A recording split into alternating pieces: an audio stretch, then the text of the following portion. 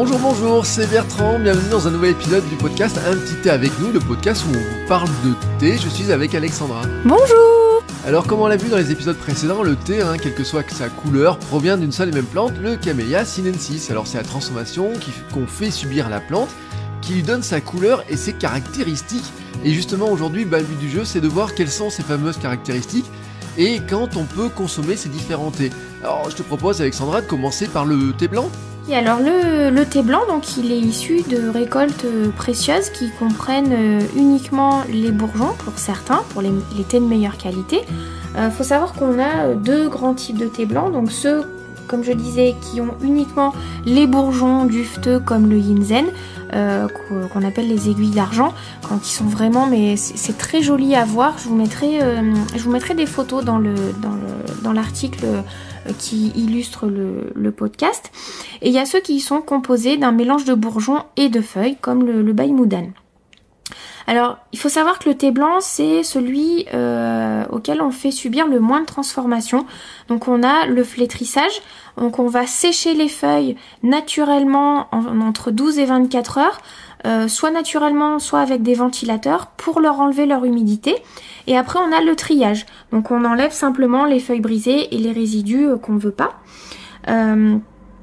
Faut savoir que les thés blancs sont reconnus ils sont rafraîchissants, ils sont reconnus pour abaisser la température du corps pendant les périodes de canicule ou en cas de fièvre, et ils sont faibles en caféine ou théine, sauf si ce sont des bourgeons, parce que dans les bourgeons, c'est là où on a le plus de théine. Les thés blancs, ce sont des thés très fins et très délicats. Ok, alors est-ce que ce thé blanc a des bienfaits particuliers pour la santé ? Alors, des recherches ont mis en avant le fait qu'il reconstitue la peau. On trouve d'ailleurs de plus en plus de produits cosmétiques à base de thé blanc. Il régularise le système urinaire, il permet de drainer et il participe à la lutte contre l'obésité. C'est un puissant antioxydant, il contient 3 fois plus de polyphénol que le thé vert. Je vous propose qu'on revoie dans un épisode prochainement tout ce qui est, qu'est-ce que c'est un polyphénol, tout le terme technique autour de ça.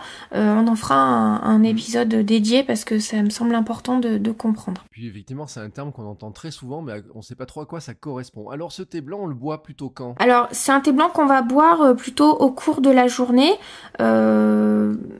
Le matin, l'après-midi, surtout celui qui contient le plus de bourgeons, évitez de le boire le soir avant d'aller vous coucher, sauf si vous n'êtes pas sensible à la théine. Voilà, à voir donc au cours de la journée. Alors ensuite, dans les types de thé, on parle beaucoup du thé vert.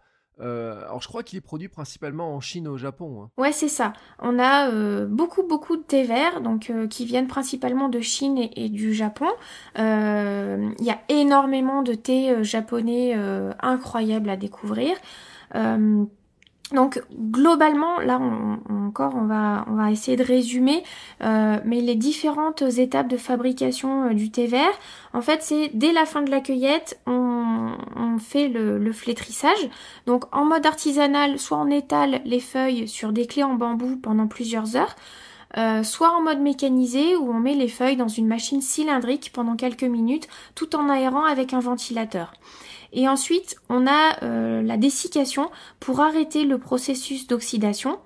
Ça augmente en fait les tanins et le côté végétal qu'on retrouve dans la liqueur. La liqueur, c'est ce qu'on boit. Dès que les feuilles sont cueillies, en fait, il y a un processus chimique qui fait réagir une enzyme, qu'on trouve dans les feuilles au contact de l'oxygène. C'est l'oxydase. Voilà, donc c'est assez technique, assez précis, mais je voulais essayer de vous faire comprendre un petit peu ce qui se passe. En fait, à l'étape du flétrissage et du roulage, on fait ressortir les huiles essentielles des feuilles et ça provoque une transformation chimique. Si on veut obtenir un thé vert, on doit neutraliser en fait le processus naturel d'oxydation et c'est pour ça qu'on fait cette étape de la dessiccation. Concrètement, on fait chauffer les feuilles jusqu'à ce que les enzymes responsables de cette oxydation soient dénaturées et ça se passe généralement dans des cuves en fonte. Après, on a l'étape du roulage, donc pour briser les cellules et les libérer les huiles aromatiques. Ça va déterminer le goût et l'aspect des thés. Et ensuite, on a le séchage, donc c'est pour forcer les huiles aromatiques libérées pendant le roulage à se fixer vraiment sur les feuilles. Et ça permet aussi de prévenir la moisissure en continuant l'évaporation de l'eau qui est contenue dans les feuilles. Il faut savoir qu'à ce stade, il nous reste plus que entre 2 et 4% d'humidité dans les feuilles. Et la dernière étape, c'est le tamisage pour trier les feuilles selon leur taille et puis retirer les petites choses qu'on veut pas conserver. Alors là aussi, le thé vert, hein, on parle beaucoup des bienfaits pour la santé, parce qu'ils sont soi-disant très nombreux. Oui, il y en a beaucoup. Alors, c'est vrai que en général, j'évite de parler des bienfaits pour la santé parce que c'est souvent à prendre au conditionnel. Mais bon, il y a quand même beaucoup de recherches qui ont mis en avant l'action anticancérigène grâce au polyphénol et à la catéchine et aussi aux antioxydants. Faut savoir que le thé vert, il contient 5 fois plus d'antioxydants que le thé noir. Il a notamment des bienfaits pour la peau, pour la vue, il protège et stimule le foie, il combat l'hypertension, il ralentit le processus de vieillissement, il favorise le travail intellectuel, il protège contre la radiation, il a aussi une fonction antivirale, anti-allergique, il renforce l'immunité naturelle, il diminue le cholestérol, il favorise la digestion, allège le diabète, protège les dents grâce à son apport en fluor, draine et lutte contre l'obésité. Et il y a d'autres choses, mais c'est vraiment les principales que j'ai relevées. Donc tout ce que je vous dis là, c'est tout issu en fait soit de mes lectures, soit des formations que j'ai pu suivre, etc. Donc ça fait une liste très très longue de bienfaits pour la santé. Alors on se dit, on va en consommer, oui, mais justement, on le consomme quand, ce thé vert? Moi personnellement, le thé vert c'est plutôt l'après-midi, mais il y a des personnes qui adorent commencer la journée avec un thé vert parce que ça leur permet de bien débuter la journée de façon dynamique. Alors, il y a un autre thé que moi j'aime beaucoup, c'est le oolong. Est-ce que tu peux nous dire ce que c'est que le oolong? Moi aussi, c'est vraiment mon thé préféré pour son goût déjà bien sûr, mais aussi parce que j'adore faire infuser un oolong dans une théière en verre transparente et regarder les feuilles s'ouvrir. Je trouve que c'est vraiment magique. C'est un petit peu une sorte de méditation en fait. J'adore m'offrir ce petit plaisir de temps en temps. Faut savoir qu'on dit oolong, donc ça s'écrit O-O-L-O-N-G. Ou aussi Wulong, W-U-L-O-N-G, qui signifie dragon noir. Donc les oolongs, c'est des thés partiellement oxydés qui sont roulés ou torsadés. Pour les situer, en fait, c'est entre le thé vert et le thé noir.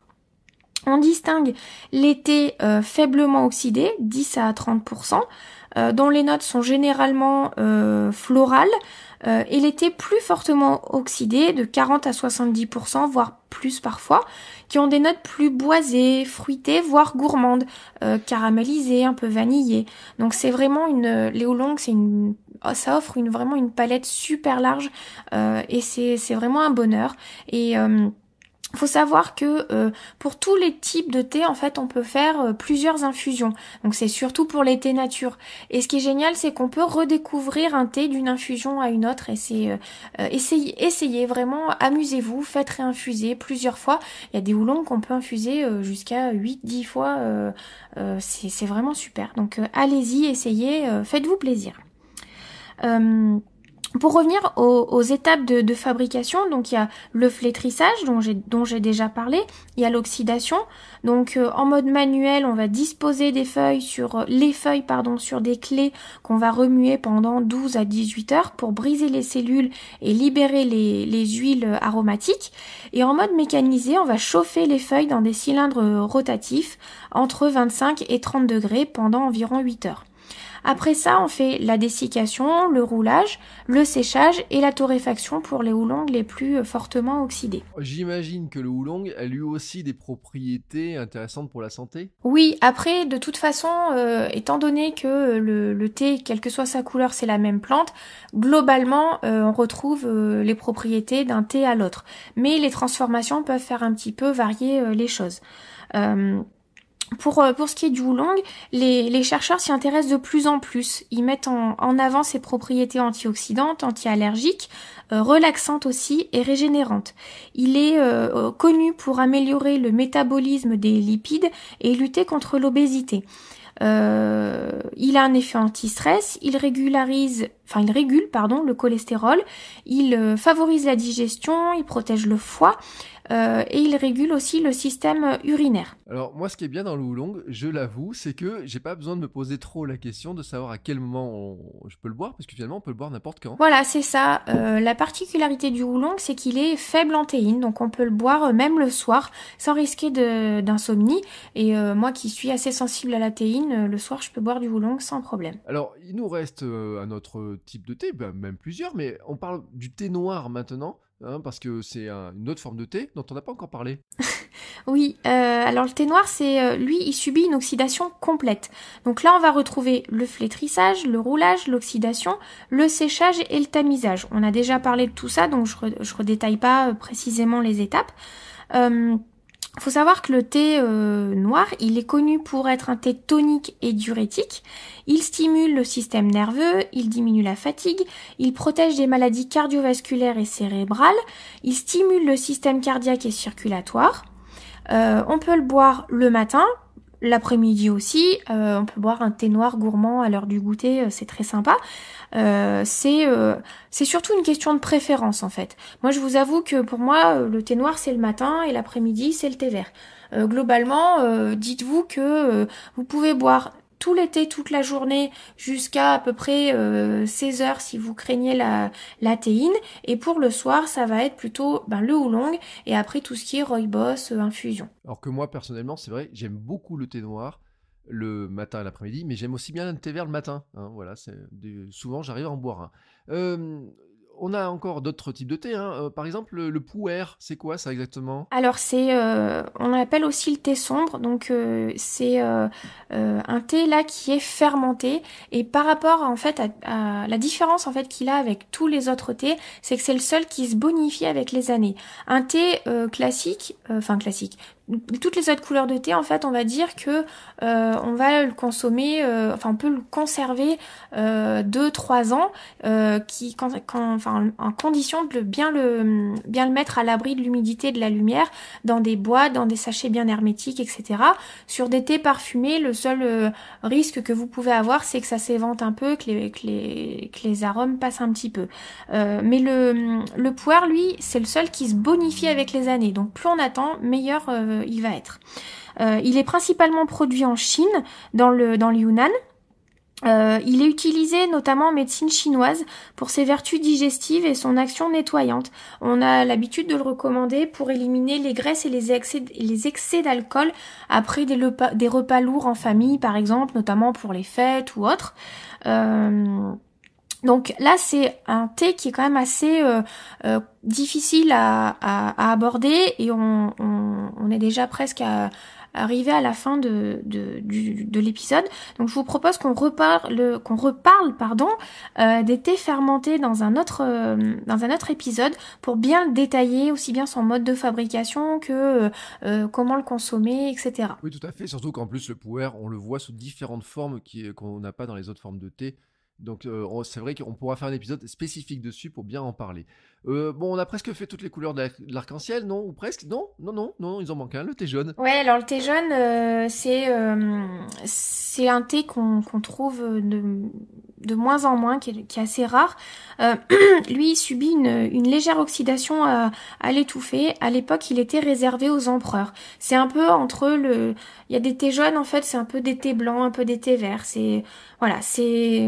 Ça dépend un petit peu c'est surtout des thés très précieux, en fait. Voilà, donc on a fait un sacré tour des couleurs.